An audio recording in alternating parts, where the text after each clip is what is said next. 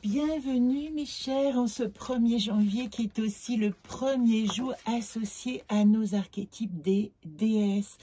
Alors j'ai eu envie de faire le tirage avec vous et je vais vous montrer toutes les cartes que j'ai tirées des 8 archétypes des déesses. Si vous vous rappelez de quoi il s'agit, nous allons parler de Artémis, Athéna, Héra, Hestia, Déméter, Corée, Aphrodite, Perséphone. Et pour chacune, je vous donnerai en tout cas ses particularités et qu'est-ce que ça vient réfléchir en nous à l'intérieur. De votre côté, si vous faites un stop sur cette vidéo, vous pourrez peut-être noter toutes les données, noter vos archétypes pour savoir où est-ce que vous en êtes à l'intérieur. Et aujourd'hui, j'ai décidé, pour celles qui n'ont pas le jeu, de faire un tirage global où nous allons, vous voyez, tirer ces 8 archétypes de déesses qui correspondent à ces 8 cartes ici que vous voyez et pour lesquelles j'ai associé un jeu, une image de l'anacarte qui va vous permettre de vous donner des pistes pour comment rentrer en relation avec ces déesses.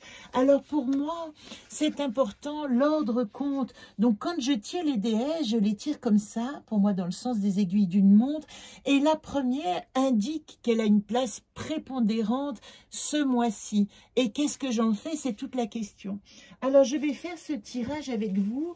Vous pourrez mettre sur stop à chaque fois que vous avez envie d'approfondir et que je vous donnerai des données, surtout pour noter vos déesses, c'est ça qui est important, pour comprendre où est-ce que vous en êtes pour chaque archétype.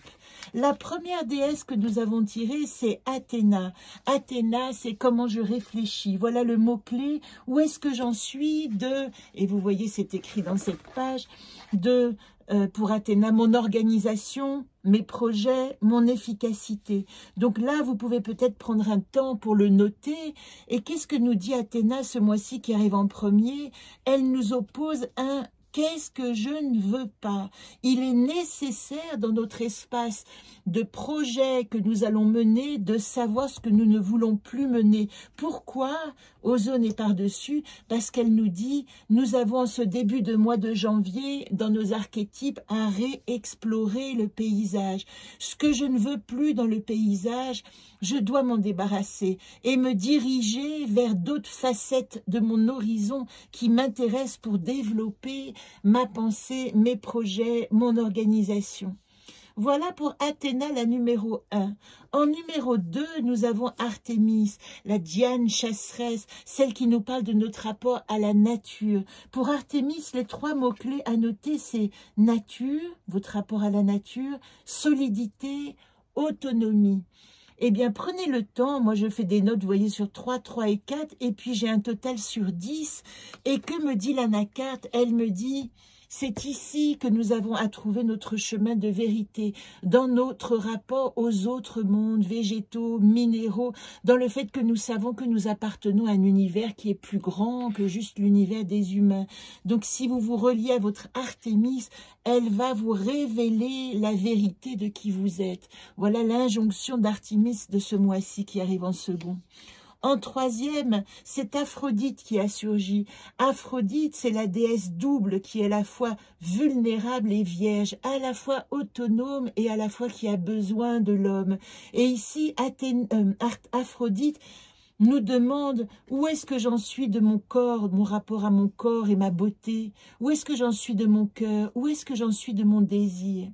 Une fois que vous avez noté votre Aphrodite, eh bien, elle vous enjoint de vous rapprocher de la dimension yang. Il ne suffit pas d'être une femme désirable, il est important aussi d'être une femme évidemment désirée et de rentrer en relation avec ce qu'on appelle ici le hieros gamos, le couple intérieur.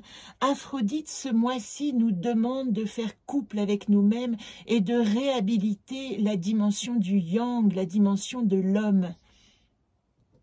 Quatrième carte, Corée, c'est notre enfant intérieur. Et cette carte, elle est particulière, cette petite Corée, parce que elle a son pendant, c'est l'adolescente, c'est Perséphone, mais tant que c'est le petit enfant nirvanesque coréen, qui n'a pas encore été enlevé par le dieu des enfers, eh bien, on peut la noter déjà, cette petite Corée sur 10, où j'en suis de mon rapport à mes jeux, Est-ce que je joue assez? Des rigolades, est-ce que j'ai assez ri ce mois-ci? De la protection, est-ce que je me sens assez protégée?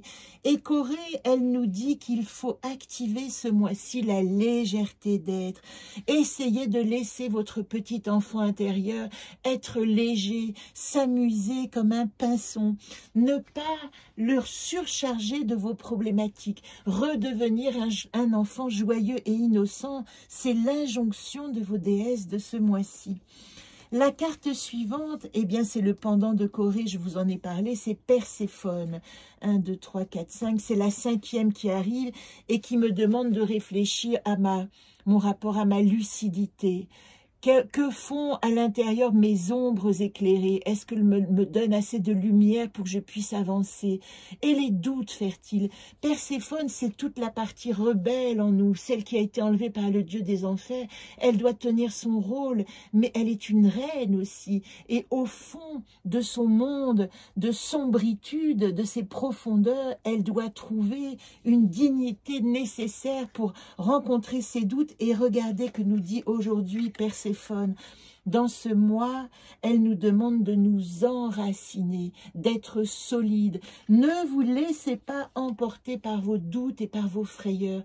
En ce moment, vous devez enraciner une solidité, elle arrive juste après Corée, qui est basée sur la foi en cet enfant intérieur. Il y a des expériences douloureuse, peut-être des épreuves à vivre, mais avant tout, je suis cet enfant, Corée, qui sait que le monde est un jeu et une recréation permanente. Alors nous arrivons à la 6e carte et nous avons le rapport avec Héra. Héra, c'est l'épouse. Héra, elle nous demande où est-ce que j'en suis de mon couple, où est-ce que j'en suis en tant qu'allié, allié de l'autre, et où est-ce que j'en suis de ma sensation de faire alliance. Une fois que vous aurez noté Héra sur ces 3 points-là, eh bien, sachez que Héra, elle vous demande de matérialiser cette alliance. C'est important que ce mois-ci, si vous êtes en alliance avec un autre, il faut le prouver, il faut le matérialiser, il faut le montrer dans la matière. Il ne suffit pas de le penser ou d'avoir des mots, mais il faut le vivre concrètement. Voilà ce que nous dit Héra. Si vous êtes la femme d'un homme, enfin la femme d'un autre, ou l'homme d'un autre ou d'une autre, prouvez-le. Prouvez-le avec des actes physiques. Avant-dernière carte, Déméter, la grand-mère, la maman. Elle nous demande, elle, de nous pencher sur notre rapport à la confiance, parce que Déméter souffre énormément quand son enfant est enlevé par le dieu des enfers.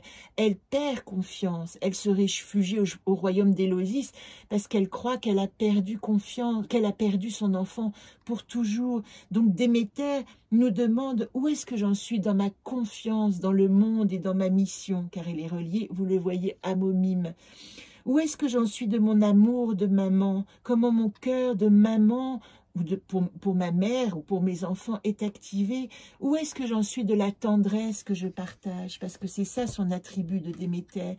Eh bien, elle nous dit, c'est ici qu'il faut réfléchir à cette position de mère, de femme, Déméter, de mission d'âme, de transmission même d'âme. Qu'est-ce que je transmets à mes enfants? Qu'est-ce qu'on m'a transmis pour devenir qui je suis aujourd'hui? Voilà la question de Déméter. Et puis enfin, nous allons arriver à la dernière carte. Et la dernière, ben, il en manque une, c'est Hestia, la fervente, la Vestale, celle qui garde en nous le feu sacré.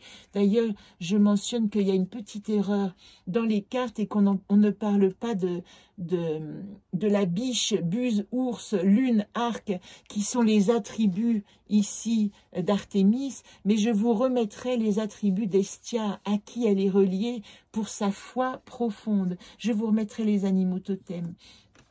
Hestia nous demande de noter, d'évaluer notre pratique. C'est important, les rituels, surtout dans ce mois que nous venons de passer de rituels et bénédictions. Où est-ce que nous en sommes de notre foi? Est-ce que nous avons vécu ce mois-ci des illuminations? C'est par Estia que nous avons vécu ces illuminations. Et regardez, Estia nous dit, eh bien, relie-toi à ta mission d'âme.